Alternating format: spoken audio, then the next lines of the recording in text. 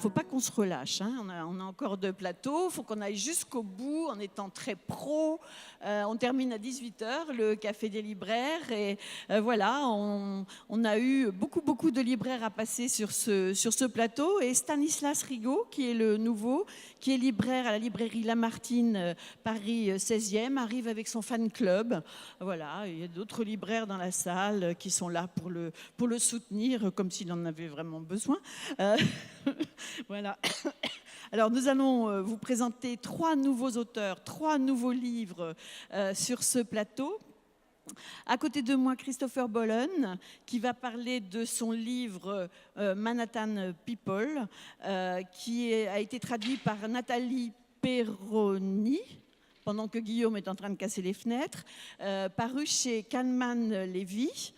Nous découvrirons aussi, et là moi je vais dire je peux le découvrir parce que je ne l'avais pas reçu donc je ne l'ai pas lu, le livre de Meg Wolitzer qui s'intitule Les Intéressants et qui est paru chez Rue Fromentin, et je suis sûre que tu vas nous donner très envie de le découvrir, mon cher Stanislas. Et puis ce petit opuscule aussi, voilà, hein, que vous allez pouvoir découvrir aussi. D'ailleurs, on va commencer par lui. Alors, je n'ai pas eu le temps de lui demander comment on prononçait son nom. Gars Risk Alberg, ça va?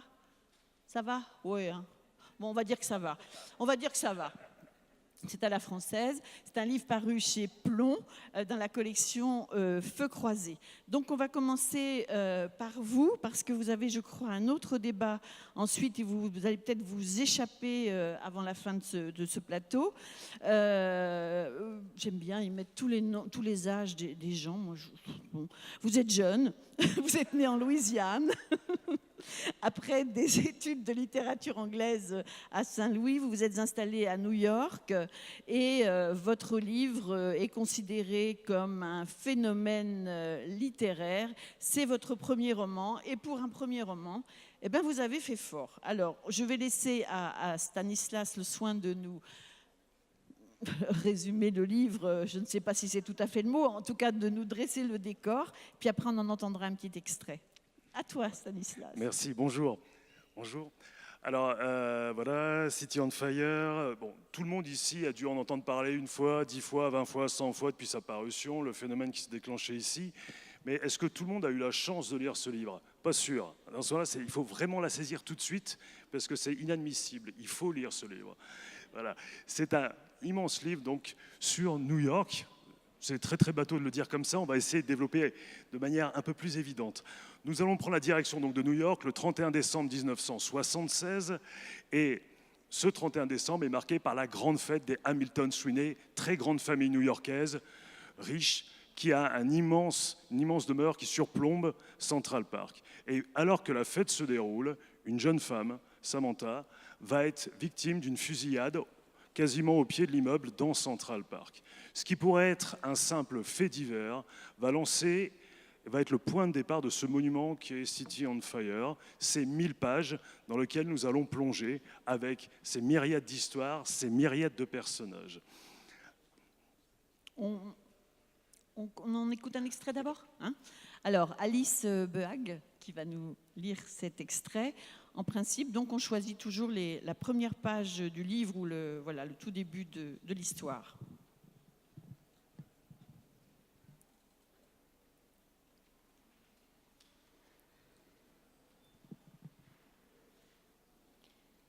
Un sapin de Noël remontait la 11e avenue. Il s'escrimait plutôt.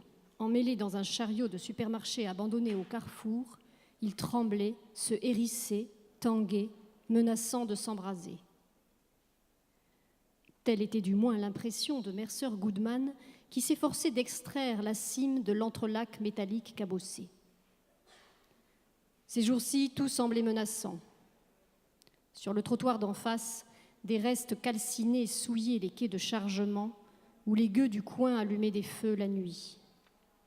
Les putes, qui, le jour, y prenaient le soleil, regardaient à présent à travers des stores de bazar, et l'espace d'une seconde, Mercer fut pleinement conscient du spectacle qu'il devait offrir.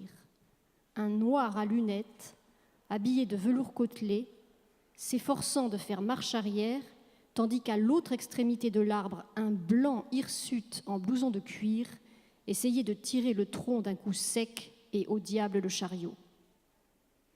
C'est alors que le feu piéton passa de « Don't walk » à « walk » et, par miracle, sous l'effet d'une suite de « Je te pousse, tu me tires », ils retrouvèrent la liberté. « Je sais, tu es énervé, dit Mercer, mais tu voudrais bien essayer de ne pas te faire remarquer ?»« Je me fais remarquer ?» demanda William. « Tu attires les regards. » Amis hypothétiques ou même simples voisins, ils formaient un couple improbable, ce qui expliquait sans doute pourquoi l'homme qui tenait le stand de sapin des scouts près de l'accès au Lincoln Tunnel avait hésité à prendre leur argent. C'était aussi pourquoi Mercer n'aurait jamais pu inviter William chez lui pour le présenter à sa famille, et donc pourquoi ils étaient obligés de fêter Noël tout seuls. On le devinait tout de suite, allez voir, le bourgeois noir enrobé et le punk blafard maigre et nerveux. Qu'est-ce qui avait bien pu sceller une telle association, sinon la puissance occulte du sexe? Merci Alice.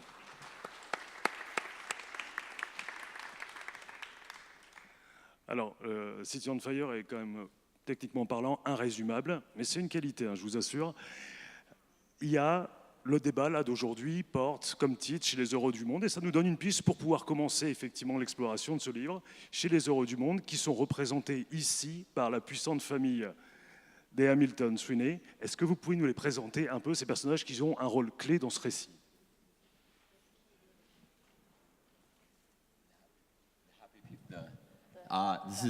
This is an interesting question of translation. Are they the happy people or the lucky people, or is it the same word in French? Donc c'est une question de traduction en fait très intéressante. Est-ce qu'ils sont les heureux ou est-ce qu'ils sont les chanceux du monde, ou est-ce que c'est le même mot en français? Non. I think what you find is that they are not the happy people of the world, nor are they more unhappy than any other people. But the novel sort of stitches together it's another interesting concept, to see if this is translatable, but a kind of great chain of being that runs from homeless runaway kids who have kind of shacked up in the East Village of Manhattan, all the way up through kind of school teachers and government employees to the investment bankers who in the 1970s are already starting to run everything. But I'm partly interested in the contrasts among these things, but I'm also very interested in the similarities underneath, the kind of universal experiences, and the way that the characters fail to recognize what's universal in each other. And one of those universal experiences for Mercer, whom you've just met, is that he idealizes wealth in a way that conflates good fortune and happiness. And he is, I think, disillusioned in the course of the book, whose title might have been Lost Illusions, but it was already taken. Bon, c'est Florence qui va nous traduire tout cela. Donc quelque chose d'autre dont je ne suis pas sûre que ce soit traductible, c'est cette chaîne, en fait, il y a comme une espèce de chaîne sociale, une chaîne de lettres qu'on pourrait définir aussi donc, à New York, entre les enfants des rues du côté est de Manhattan jusqu'à la classe moyenne, les instituteurs, les employés de l'État, donc les fonctionnaires, et puis jusqu'aux banquiers qui commencent déjà dans les années 80 à tout diriger. Et en fait, je n'étais pas tant intéressée par ce contraste social, mais surtout par les similitudes en fait entre ces différents types de personnages et ce qui les rassemble, ce qui rend les personnes universelles et ce qui anime les personnes. Et je pense que c'est aussi ce qui anime mes personnages, c'est le fait qu'ils n'arrivent pas à reconnaître ce qui est universel. Le personnage que nous venons de rencontrer avec la lecture, Mercer, idéalise cette famille puissante et justement confond ce qui les rend le bonheur, ce qui les rend puissants, et le bonheur, ce qui fait d'eux des gens qui ont de la chance et ce qui rendrait peut-être d'eux des gens qui sont heureux. Et au fil du roman, il est désillusionné. J'aurais d'ailleurs pu appeler mon roman Les Illusions perdues, mais c'était déjà pris. A tiny addition. I think actually you see that it just occurred to me that some of the wealthy characters in the novel also idealize the happiness of those who are poor but free. Et pour juste ajouter un petit quelque chose, certaines des personnes qui sont fortunées, qui sont riches en fait financièrement dans le roman, idéalisent aussi les personnes qui sont pauvres mais libres. Et alors ce faisceau effectivement de personnages qui partent du bas de l'échelle sociale jusqu'au sommet, en fait, qui traversent donc tout le livre, on retrouve une espèce de synthèse similaire avec le style, aussi bien en termes de structure du livre qu'en termes d'écriture. C'est-à-dire qu'en fait, vous avez un roman qui se passe dans les années 70, qui est très marqué par les années 70, mais qui a pourtant une structure extrêmement contemporaine, notamment avec l'insert de documents, qui sont tous sauf des gadgets et qui sont des points d'ancrage très forts du récit. Là-dessus, vous avez aussi, par rapport au style, on pense, quand vous lisez des pages de City on Fire, on pense par exemple à Dickens. On se dit, ah oui, voilà, Dickens, machin, bon, voilà, là on vient de citer Balzac. Oui, effectivement, oui, il y a du Balzac là-dessus. Et en même temps, on pense aussi à des gens comme Palahniuk. Et bon, des livres où vous pouvez citer Balzac et Palahniuk dans un même truc, c'est quand même hyper rare. Et en même temps, vous avez une personnalité qui ressort malgré l'ensemble du faisceau, en fait. Et ma question, c'était, est-ce que cette synthèse apparemment faisait partie de votre idée de départ ou c'est quelque chose qui est né avec la puissance du roman que vous avez développé?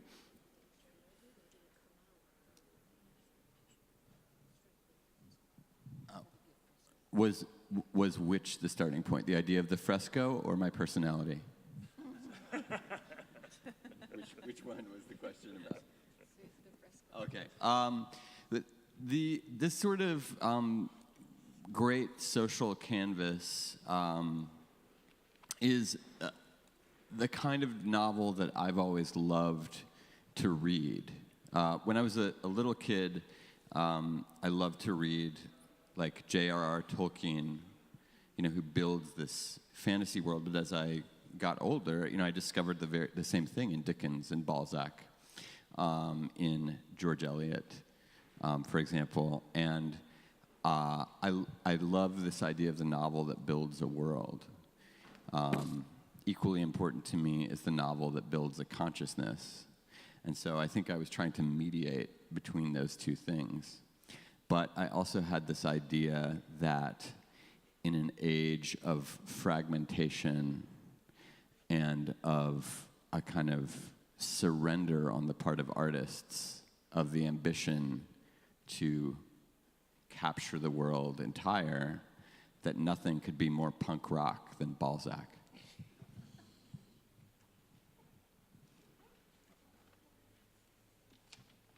Donc oui, en effet, j'aime beaucoup les romans qui peignent une toile sociale comme ça. J'ai toujours beaucoup aimé lire ce genre de romans. J'aimais beaucoup Tolkien avec donc son épopée du Seigneur des Anneaux.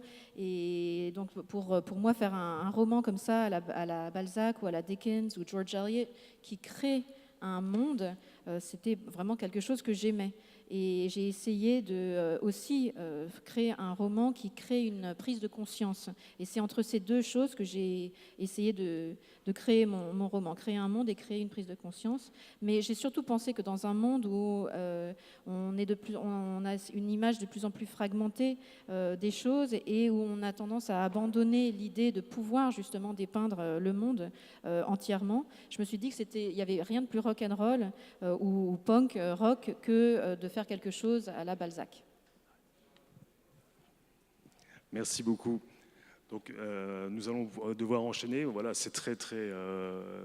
Vous avez un débat tout de suite oui, alors, filez. Merci beaucoup, Gers. Merci. Oh, Ah non, 5 minutes encore. Ah bon. S'il a encore 5 minutes. c'est One formidable. more. À 17h, au point. Oh non, mais ça va, il peut rester avec nous pour écouter un petit peu de quoi parlent les livres des autres, pour peu qu'ils ne les connaissent pas.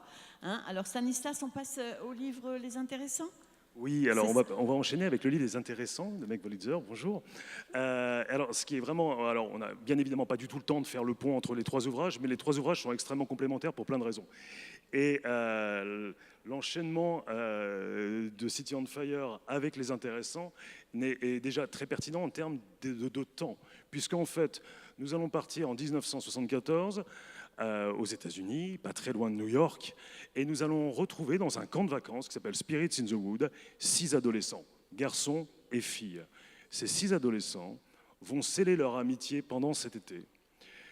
Et sans s'en rendre compte, en l'espérant mine de rien quand même peut-être un petit peu, ils vont sceller une bonne partie de leur vie à partir de cet été.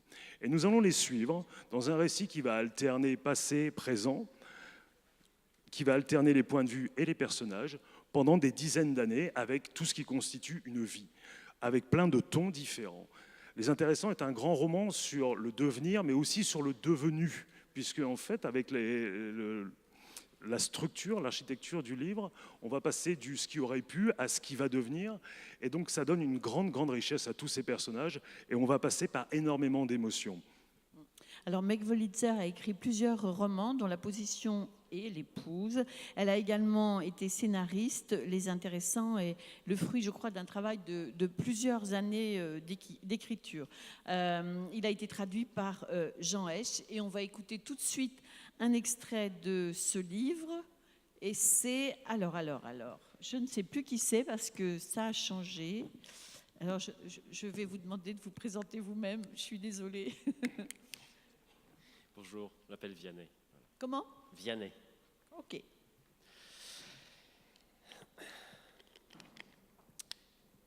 C'est par une douce nuit de début juillet, en cette année depuis longtemps envolée, que les intéressants se réunirent pour la première fois. Ils n'avaient alors que 15 ou 16 ans et ils se donnèrent ce surnom avec une ironie timide. Julie Jacobson, extérieure au groupe, et peut-être même considérée comme une anomalie, avait été invitée pour d'obscures raisons. Assise dans un coin, sur le plancher qui avait besoin d'un coup de balai, elle cherchait à paraître effacée sans avoir l'air pathétique. Un équilibre délicat. Le tipi, une conception ingénieuse, mais construit à moindre frais, devenait étouffant lorsque, comme ce soir-là, aucun souffle de vent n'entrait par les fenêtres à moustiquaires. Julie Jacobson brûlait d'envie d'étendre une jambe ou de faire bouger sa mâchoire, ce qui déclenchait parfois à l'intérieur de son crâne des petits bruits de percussion très agréables. Mais si elle attirait l'attention d'une manière ou d'une autre, quelqu'un risquait de se demander pourquoi elle était là.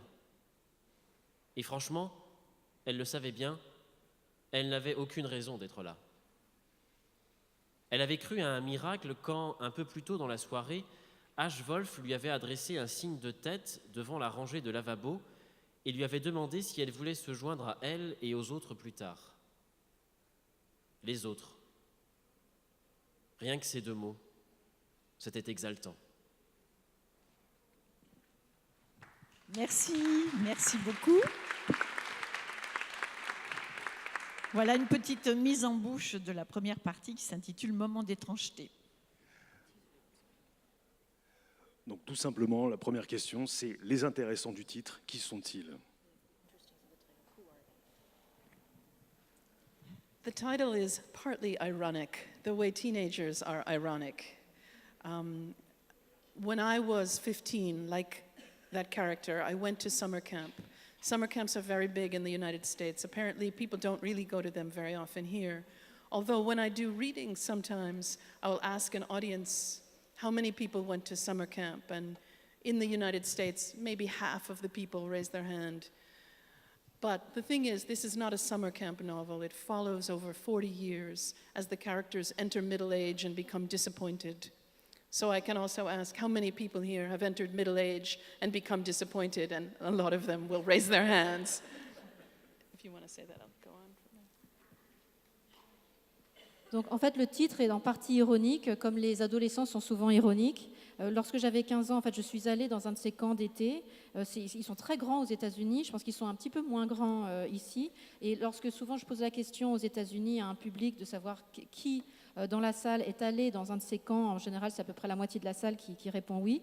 Et par contre, lorsque je dis, parce que dans mon roman, je ne m'arrête pas à ce camp d'été, je parcours 40 ans jusqu'à arriver, pour que les mêmes personnages arrivent au milieu de leur vie, à la quarantaine, peut-être un petit peu plus, un petit peu désillusionnés, un peu déçus. Et là, je demande qui est arrivé à cet âge plus mûr, on va dire, et est un peu déçu. Là, je suis pratiquement sûre que toute la salle va lever la main.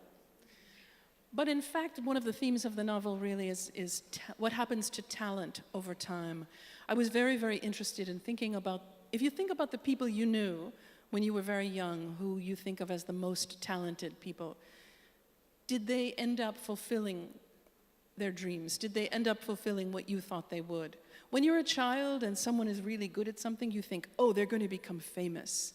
But in fact, that mostly doesn't happen. So The Interestings, the title, I hope it speaks with irony but also tenderness toward what I see as the sort of partly pretentious but partly just earnestly filled with desire to embrace the world, part of myself and other people I knew.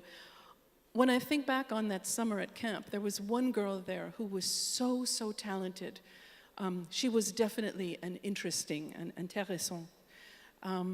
And she was an actress, and we all thought she would become Meryl Streep, whoever, she would become big. Over time, she acted and was in different plays, and then I didn't know what happened to her. And then along came the internet and Google. You know how you can stalk people online with Google? And I saw that she had become a doctor. So this Interesting had become a doctor, and I thought, what was the connection really between that early self? And I realized there was one thing: empathy.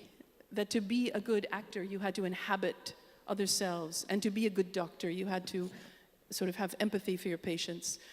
So she remained an Interesting. I think it's just the part of yourself that desires to be in the world, to matter, to have a voice, and also to sort of grab the most compelling, exciting, scary, sexy, enjoyable things about the world that are there.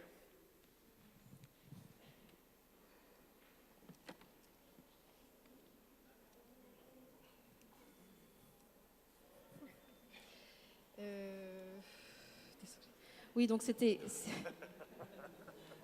Encore? Donc il s'agissait en fait du talent en fait qu'on suit, les gens qui ont du talent, et de comment le talent va évoluer au fil du temps, et de comment on pense que les gens dont on voit qu'ils ont du talent vont évoluer. Est-ce qu'ils vont réaliser leurs rêves? Est-ce que surtout ils vont devenir comment nous projetons qu'ils vont devenir? Lorsque j'étais petite aussi, je voyais aussi lorsque nous étions tous petits, nous voyions les gens et nous identifions certaines personnes en nous disant qu'ils allaient peut-être eux devenir célèbres. Et je pense que donc mon titre est à la fois ironique, mais il est aussi plein de tendresse pour la façon dont on imagine l'avenir lorsqu'on est petit, ce désir en fait qui nous permet d'embrasser l'avenir, qui nous permet d'embrasser le monde. Et on imagine aussi souvent que telle personne, par exemple, moi j'avais une personne justement que j'avais rencontrée dans un camp d'été, une jeune femme que j'imaginais allait devenir une actrice très célèbre à la Meryl Streep, et elle a fait un petit peu de théâtre, de comédie, et au bout d'un moment je n'ai plus entendu parler d'elle. Alors après est arrivée l'époque Internet, Google, donc j'ai pu essayer de voir ce qu'elle était devenue, et j'ai eu la surprise de voir qu'elle était devenue médecin, docteur en médecine. Et je me suis demandé, mais quelle est la connexion entre ces deux vocations, en quelque sorte? Et je me suis rendu compte que le fil conducteur entre les deux, c'était l'empathie, très certainement, parce que pour être un bon acteur, il faut avoir cette empathie, cette capacité de ressentir les choses à la place de quelqu'un d'autre, mais aussi pour être un bon médecin. Et Donc elle est restée intéressante de la façon dont je pense qu'elle était intéressante lorsqu'elle était plus jeune. Et je pense que c'est ça qu'on fait aussi tous, on essaye de rester en fait intéressant chacun à sa façon, de trouver en fait sa façon d'avoir une voix dans le monde, de donner du sens à sa vie, de faire quelque chose qui nous porte et qui nous fasse vibrer, qui soit sexy en fait en quelque sorte. C'est effectivement des grands thèmes abordés dans le livre, puisque ce camp de vacances qui ouvre le récit, qui ne fait effectivement entre guillemets que ouvrir le récit, mais on y reviendra, c'est un camp où il y a effectivement une volonté artistique de développement en fait. Et ce qui pourrait être une chance va peut-être être pour certains en fait une malédiction. Et la citation de départ de l'ouvrage donne tout de suite le ton. C'est une citation de Mary Robinson dans Yours qui dit « Posséder seulement un peu de talent, c'était une chose affreuse, une souffrance. Être juste un peu spécial, cela voulait dire que vous espériez trop la plupart du temps. » Et la narratrice principale du récit, parce que même si on suit les 6 adolescents pendant de longues décennies, forcément, certains prennent le dessus par rapport à la narration, et donc la principale narratrice est Julie, qui se fait appeler Jules dans le camp, qui est une jeune fille et qui va avoir l'impression qu'elle est comédienne. En fait. Et c'est quelque chose qui va la poursuivre pendant très longtemps. Et c'est effectivement au travers de ce thème, de la notion de talent, le rapport à l'art, que le roman va totalement se développer. Mais parallèlement à cette notion de talent, forcément, la grande notion du livre aussi, c'est la réflexion sur l'amitié.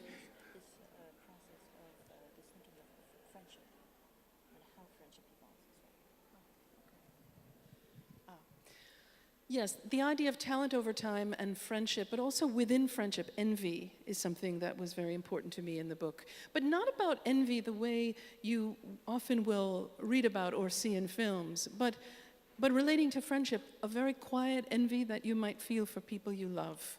I feel sometimes like the ego is like a moose head mounted on a wall. A friend says, something wonderful happened to me, and you're very happy for the friend. But then the ego comes in like that moose head and says, what about me? And it's a terrible thing, and you hate yourself. But I think friendship is so complicated. It's as complicated as romance.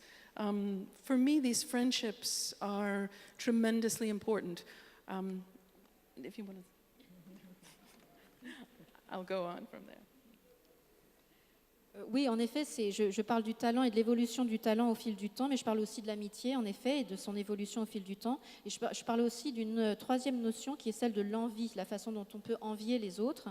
Je n'en parle pas comme c'est souvent abordé dans beaucoup de romans ou de films.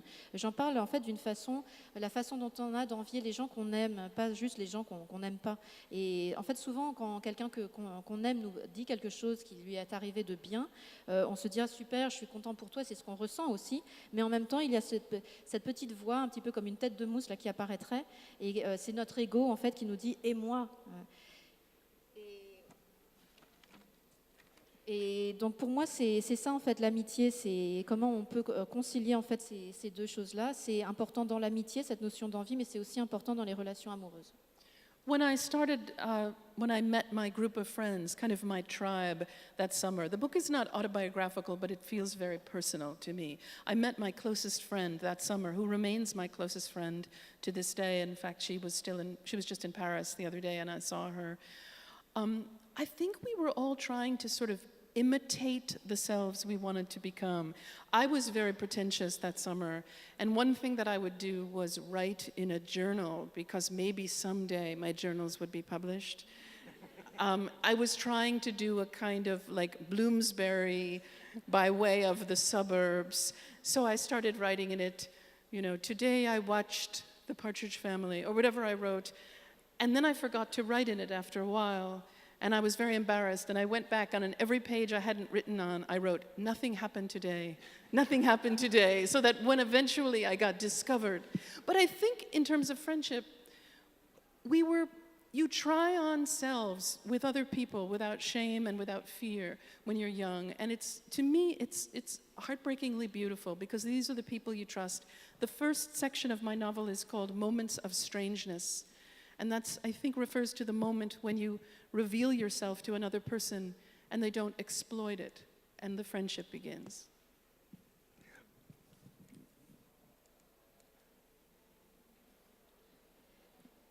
Oui, donc ce roman est en partie biographique. C'est en effet dans un camp de vacances, lorsque j'étais jeune, que j'ai rencontré le groupe d'amis qui m'a suivi toute ma vie, le groupe d'amis les plus proches. J'ai rencontré une de ces personnes qui était à Paris récemment, donc je suis toujours très proche de ces personnes-là. Et c'est un moment en fait de notre vie où on essaye d'imiter les moi qu'on aimerait vêtir en fait. On essaye on s'essaye à différents mois. Et lorsque j'ai écrit en fait, à l'époque, je m'imaginais en train d'écrire des romans. Je m'essayais aussi à ce moi à venir un petit peu à la Bloomsbury, un peu comme une Bloomsbury de la banlieue. Et j'avais commencé à écrire des journaux. À tenir en fait un journal de bord en espérant qu'un jour je serais publiée. Et au bout d'un moment, j'ai oublié d'écrire tous les jours, de faire un historique en fait de ce qui se passait tous les jours. Et donc je suis revenue en arrière et j'ai marqué pour chaque jour que j'avais oublié, j'ai marqué rien ne s'est passé aujourd'hui, en espérant qu'un jour je serais publiée quand même et qu'on ne découvrirait pas le poteau rose. Et en fait, en ce qui concerne l'amitié, c'est justement cette façon qu'on a de pouvoir s'essayer ensemble à différents mois possibles, sans peur et sans honte. Et pour moi, ça a une beauté qui me fend le cœur, en fait, tellement c'est beau. Ce sont des moments d'étrangeté qui sont vraiment l'essence de l'amitié. Merci beaucoup. Merci, ça s'intitule Les Intéressants et c'est paru rue Fromentin. Alors, on en arrive maintenant au livre de Christopher Bolen, Manhattan People, paru chez Kalman Levy et qui a été traduit, lui, par Nathalie Perroni. Donc, pour vous présenter Christopher Bolen, qu'est-ce que je peux vous dire? Qu'est-ce que j'ai lu? J'ai lu qu'il était une figure phare de la scène artistico-branchée de Manhattan, qu'il est rédacteur en chef de la mythique revue Interview, fondée par Andy Warhol, qu'il vient de publier aux États-Unis son second roman, Orient, brillant polar, qu'il signe aussi très régulièrement des critiques d'art et de littérature. Voilà, j'espère que tout ça c'est vrai. Et on va donc parler de ce livre, Manhattan People. Eh ben vas-y. Allons-y. Stanislas. Alors, si City on Fire nous parlait de ce New York des années 70 qui disparaissait progressivement au fur et à mesure que le livre s'avançait, les intéressants évoquent beaucoup aussi, on n'en a pas parlé, mais c'est aussi une des clés forcément du livre, c'est New York, là encore, et le New York qui va basculer dans les années 80. Et là, en fait, on arrive à un troisième New York, avec le premier roman de Christopher Bolen, Manhattan People. Alors, on va arriver une trentaine d'années après les événements de City on Fire dans une ville qui a profondément changé, comme vous pouvez bien l'imaginer, et qui est peuplée donc d'habitants qui ont aussi profondément changé dans leur manière d'être et d'aborder ne serait-ce que la ville. Et donc on va suivre plusieurs personnages. Au cœur de l'histoire, vous avez Joseph qui est qui est comédien, mais qui est malheureusement plus versé dans la publicité que dans le grand blockbuster, qui vit avec une fille qu'il épouse au début du livre, qui s'appelle Delphine et qui, elle, travaille au zoo. Ils sont entourés les uns et les autres de leurs amis. Vous allez avoir William, le concurrent ami de Joseph. Vous allez avoir effectivement Raj, l'ancien petit ami de Delphine. Vous allez avoir Maddy, qui est la grande copine de Delphine et qui est la sœur de Raj. J'espère que tout le monde suit. Mais dans cette galerie de personnages, les personnages centraux ne sont pas, à mon avis, ne sont pas ceux-là, ce sont les fantômes, en fait. Car alors que le titre français et l'évocation du livre Manhattan People vous fait tout de suite penser à une espèce de vague roman hédoniste de la côte Est, avec une jeunesse branchée, avec les turpitudes du sexe, de la drogue, voire de la musique, enfin c'est des choses affreuses. Quelle horreur. En fait, le roman n'est pas du tout là. Et c'est un livre de cicatrices. C'est un livre d'ombre, c'est un livre de presque paranoïa sur une génération effectivement perdue de repère, mais sur une ville aussi qui est perdue de repère. Le 11 septembre est bien évidemment passé par là. Le livre se passe en 2007, on n'est pas encore aujourd'hui. La digestion est encore loin d'être faite, et c'est dans cet univers-là que l'on arrive. Alors, le titre original, ce qui va être ma première question, parce que le titre original du livre n'est pas du tout donc Manhattan People, mais Lightning People, et donne tout de suite une grosse indication sur la teneur de ce roman. Est-ce que vous pouvez nous dire qu'est-ce que c'est Lightning People? Oh, I have so much I wanted to talk about, but yeah, lightning. As someone who comes from the Midwest, they tell you not to really begin a book to describing the weather because it's really banal. Everyone can talk about the weather, but I actually totally disagree with that. For just as a writing 101 idea, and I don't know if it's being from the Midwest, but I love descriptions of the weather.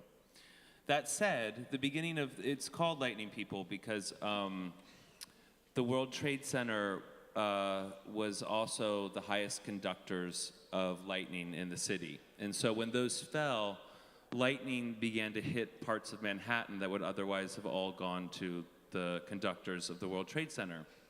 And as it happened, I had a friend who was in this band, Gang Gang Dance, which is a New York band, who died while on top, shortly after 9/11, while on top of a rooftop in Chinatown. And so his death was indirectly related to the fall of the World Trade Center, because it likely wouldn't have happened had had the conductors still been there. So it was just this interesting way of seeing how indirectly there are so many results and consequences that you don't even count in the original tragedy. C'est Alice Claire qui va traduire. Alors, et effectivement, moi, on dit toujours par le part du temps, parce que c'est ennuyeux, donc on ne peut pas commencer un livre en parlant du temps. Mais en fait, moi, je ne suis pas du tout d'accord avec cette idée.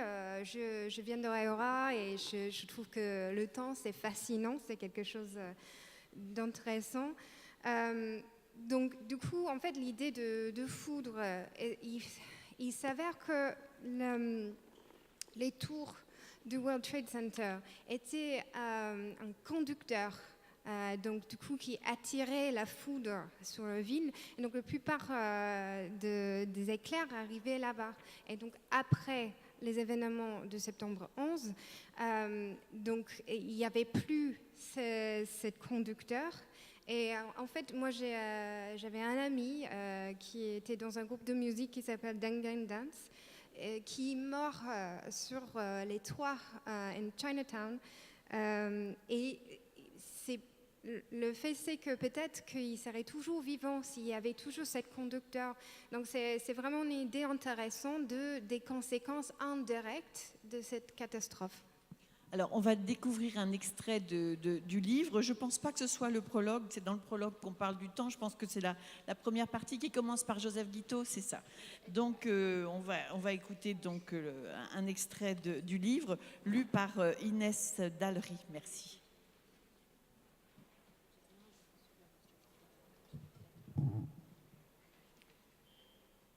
Joseph Guiteau épousait une charmeuse de serpent grecque. Elle ne débarquait pas tout droit du pays, loin de là. À peine si l'on décelait une pointe d'accent dans ses voyelles. Elle avait un faible pour le rock US des années 70, 2 cartes de crédit dans son portefeuille et une carte de bibliothèque pour ancien étudiant de Columbia. Le zoo du Bronx veillait à ce que ces tigres, ces gorilles adultes du Congo et ces chouettes des neiges soient toujours en règle, au moins vis-à-vis des services de l'immigration, en tenant scrupuleusement à jour les dossiers administratifs de ses employés.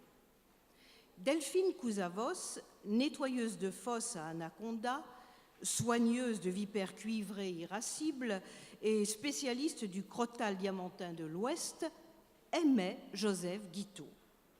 Elle éprouvait de vrais sentiments pour lui.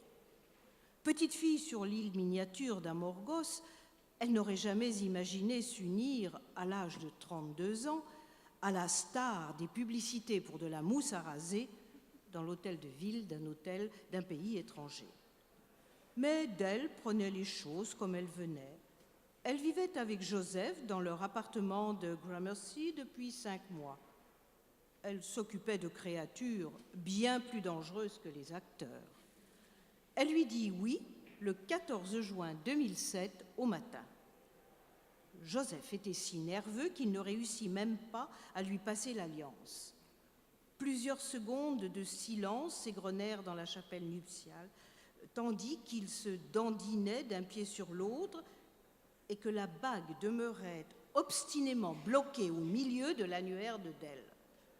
La magistrate portoricaine aux cheveux argentés, qui avait dû voir défiler devant elle toutes les combinaisons imaginables d'hommes et de femmes venus se jurer un amour éternel, déglutit et ferma les yeux. « Ça ne... » balbutia Joseph en jetant un coup d'œil à Dell. Elle réprima un petit rire et concentra son regard sur l'emblème de la ville de New York peint au mur derrière lui. Le doigt de Dell commençait à enfler. « Laisse-moi faire, dit-elle. Avant que Joseph ait eu le temps de réagir, elle lui prit l'anneau et l'enfila elle-même. La juge agrippa les bords de son pupitre et, avec un accent espagnol à couper au couteau, les déclara mari et femme. Merci.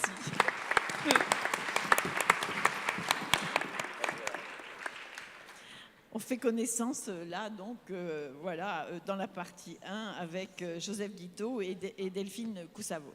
Voilà, et alors donc, on va rapidement découvrir que chacun des personnages est quand même plus ou moins en difficulté pour X raisons. William a du mal à trouver des rôles, Dell est relativement exploité dans son travail du zoo, elle a surtout peur de ne pas obtenir sa fameuse green card pour rester aux États-Unis.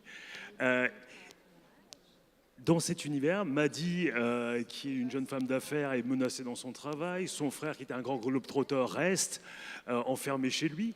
Et donc, dans cet univers qui se replie sur chacun des personnages, celui qui a l'air le plus équilibré, c'est notre héros, Joseph. Ça marche plutôt pas mal pour lui. Visiblement, l'argent n'est pas au cœur de ses problèmes. Alors, c'est pas pour ça qu'il roule sur l'or, mais voilà, la vie se passe plutôt bien.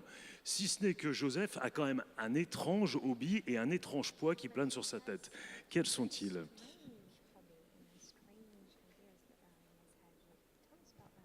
I wanted to just say, just as a little diversion, that I really love the title of this panel because I'm a huge fan of Edith Wharton.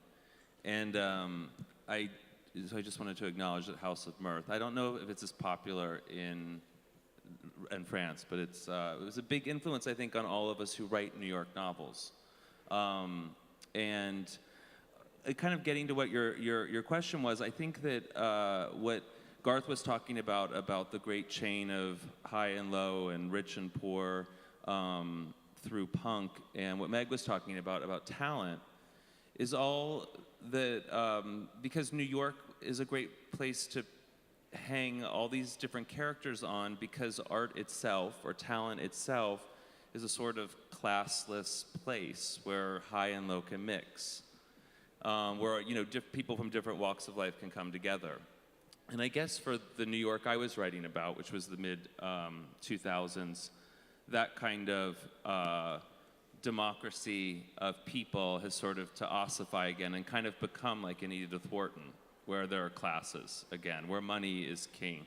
And so these people are sort of trying to still be dreamers in the old sense of New York, but have failed to find those dreams realities. And then I'll go into Joseph's weird. Dans un premier temps, je voulais juste faire remarquer que j'aime beaucoup le titre de ce débat, parce que ça m'a renvoyé aussi à l'écriture d'Edith Wharton, en particulier House of Mirth. Je ne sais pas si c'est quelque chose qui a eu beaucoup de succès en France, mais c'est un roman qui a influencé beaucoup d'écrivains américains. Donc du coup, pour répondre plutôt à la question, ça me fait penser à ce que Gareth disait sur la chaîne sociale qui existe à New York, et également ce que Meg disait sur le concept du talent. Ce que je trouve, c'est que New York en tant que lieu, ça donne la possibilité de parler de ces choses, parce qu'en fait, le talent et l'art, c'est des choses qui ne sont pas dépendantes d'une classe sociale, c'est des choses universelles. Et donc, du coup, c'est vraiment un endroit où tous les différents acteurs peuvent se mélanger. Et je trouve que là, dans les années 2000, là où se passe l'action de mon roman, cette espèce de démocratie est en train de se défaire. Et donc, du coup, les personnages sont venus avec des rêves d'un New York qui n'existe plus et donc, du coup, ils n'arrivent pas à faire marcher leurs rêves dans cet endroit où l'argent prime de plus en plus. So, as you were referring to, I feel like the openness and possibility of New York had sort of descended in the years after 9/11 into one of sort of paranoia and fear. And the main character, Joseph, does have this really weird hobby of attending conspiracy theory meetings. And is that what you were hopefully referring? He has many weird hobbies, but that's one. And conspiracy theories are sort of this black religion, I think, of America, and they're frightening, and they come about in the worst times and in desperate moments. And I think it's a way to sort of control or harness the worst possible ideas, but try to make sense of the world in the sort of darkest and bleakest way. I always think that there was this great line that Norman Mailer said about why everyone is always so obsessed with Kennedy's assassination. And, you know, was it the mafia? Was it Cuba? Was it the CIA? And he said it was because it would be impossible to believe that just one man could take out someone so powerful. So instead we have to invent all of these insane conspiracy theories so our world is safer for us. Donc, pour revenir à Joseph, justement, cette espèce d'ouverture et la possibilité du New York du passé, je trouve que, et après septembre 11 est devenu, on a eu une espèce de chute et on est maintenant dans une ambiance beaucoup plus paranoïaque. Et donc, du coup, le lobby étrange de Joseph, c'est qu'il participe aux réunions complotistes. Et aux États-Unis, le complotisme, c'est une espèce de religion un peu noire. C'est quelque chose qui fait peur. Mais je pense que c'est quelque chose qui vient du désespoir. En fait, on cherche à comprendre ce qui se passait dans nos moments les plus durs. Et ça me fait penser à Norman Mailer qui a parlé de l'assassinat de Kennedy et pourquoi il y avait tellement de différentes théories de complot autour de cet assassinat. C'était mafia, c'était CIA, est-ce que c'était Cuba? Et en fait, c'est parce il dit que c'est parce qu'on n'arrive pas à croire que ça peut être un homme qui a tué quelqu'un tellement puissant. Alors vous évoquiez effectivement le brassage au travers de New York en ce qui concerne les rêves, l'art, et l'art est un des thèmes effectivement aussi très importants du livre, comme dans City on Fire, on n'en a pas parlé, mais c'est effectivement un des grands thèmes du livre, comme aussi dans Les Intéressants, où on va voir au travers d'un personnage qui fait un dessin animé qui est pour adultes, qui fait un peu penser aux Simpsons, et au travers du destin de ce personnage, on va découvrir comment l'art bascule dans les années 80 et donc son industrialisation. Et quand on arrive à Manhattan People, on est censé, on est à New York, on a des acteurs, des jeunes branchés, et on a l'impression que l'art ne signifie plus rien. En fait, c'est un constat extrêmement effrayant.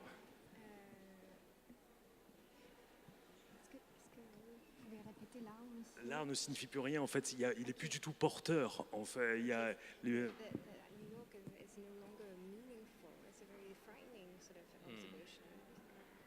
Yeah, you know, I think it was a time, I started writing this book when I was 30, and I feel like it was the sort of time where I felt like the failure of youth or the youth culture or sort of optimism in New York.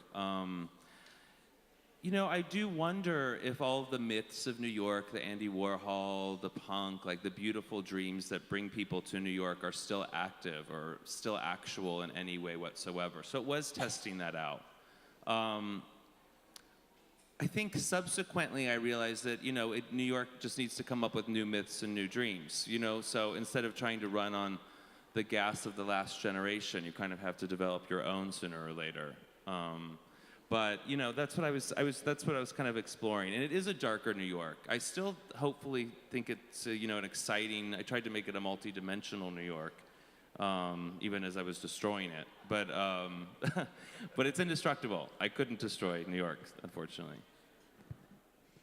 Donc effectivement, j'ai écrit le livre quand j'avais 30 ans et je m'interrogeais sur une espèce d'échec de l'optimisme de la jeunesse, de la culture de la jeunesse et des mythes de New York et des beaux rêves qui entouraient ça. Et donc du coup, c'était effectivement des thèmes du livre. Mais en fait, même si c'est une vision plus sombre de New York, j'ai réalisé par la suite qu'il suffit de créer des nouveaux rêves, en fait, au lieu de prendre ceux des générations passées. Il faudrait plutôt en créer des autres. Et j'ai essayé de décrire un New York qui a beaucoup de différentes facettes. Et même en essayant de détruire le New York mythique, j'ai pas réussi parce qu'en fait New York c'est indestructible. Encore une? Voilà, non, mais je crois que là, on a envie. Hein. Enfin, vous avez envie. Hein. Je suis sûre que vous avez envie de le lire, ce livre. Le livre de Christopher Bolen, Manhattan People. Le titre en anglais, tu peux le redonner? Parce qu'il y a une dame qui m'a dit tout à l'heure, et c'était très bien de le signaler, effectivement. Donc, Lightning People, les gens de l'éclair, enfin des éclairs. Oui. Et ça commence, c'est vrai, dans le prologue par des histoires de foudre. Voilà, donc un très beau livre que l'on vous conseille aussi. Je rappelle le nom de la traductrice, Nathalie Perroni. Le livre de Meg Wolitzer, Les Intéressants, paru chez Fromentin. Et je rappelle aussi le titre, traduit par le traducteur Jean Esch. Et puis le livre de Karl Risk Holberg, qui est parti parce qu'il avait une autre rencontre, qui est paru chez Plomb et qui est aussi, je pense, très très intéressant, comme on a pu l'entendre. Alors maintenant, ils vont aller signer leur livre là tout de suite à la sortie du Café des libraires. Et nous, sur ce café, eh bien, on va accueillir les 3 derniers auteurs qui vont venir donc ce soir. Et je vous remercie beaucoup. Et toi, je te remercie particulièrement, Stanislas. Merci Christopher. Merci Meg. Et merci bien sûr à nos chers interprètes.